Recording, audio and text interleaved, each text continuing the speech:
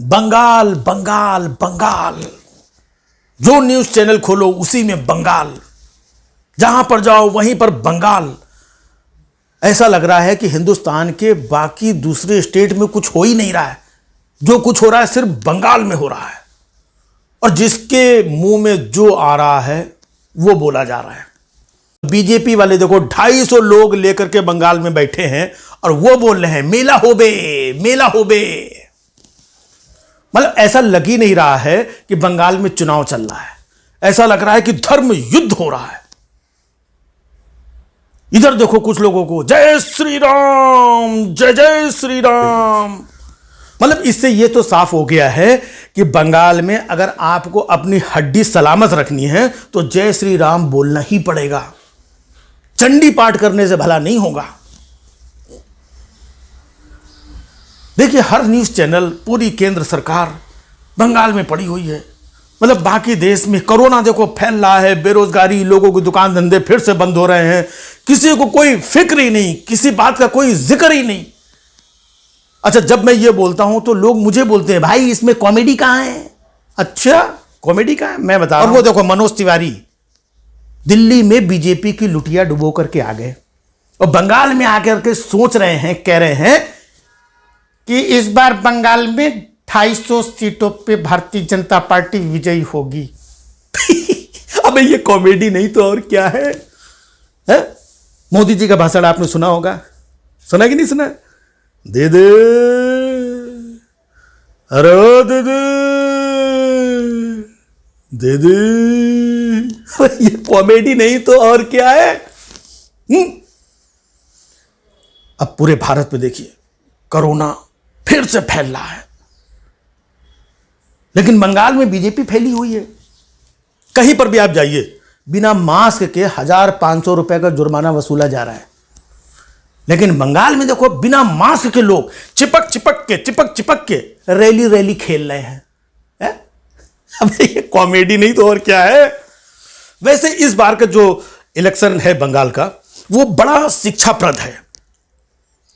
हाँ, क्योंकि अगर बंगाल में चुनाव ना होता तो हमें यह पता ही नहीं चलता कि मोदी जी ने बांग्लादेश के स्वतंत्रता आंदोलन में जेल की सैर की थी। जेल गए थे भाई मोदी जी, वो भी बांग्लादेश के लिए।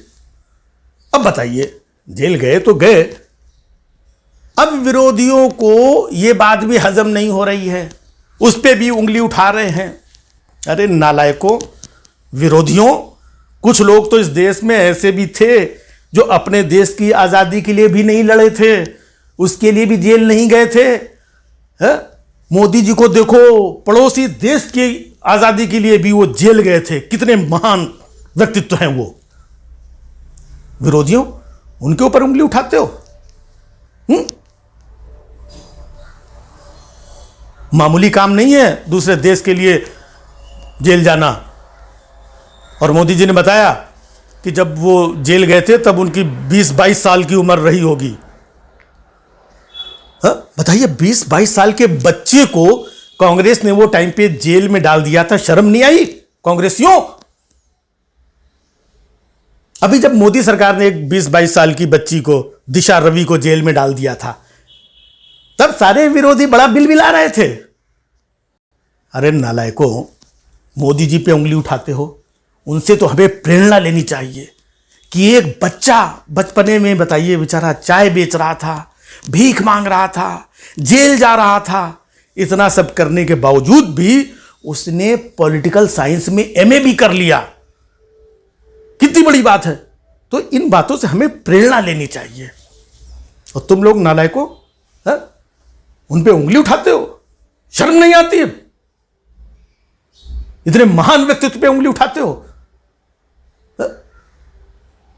आज क्या लगता है कि मोदी जी ये जो असम, बंगाल, ढाका, दिन रात जो भटक रहे हैं, किस लिए भटक रहे हैं?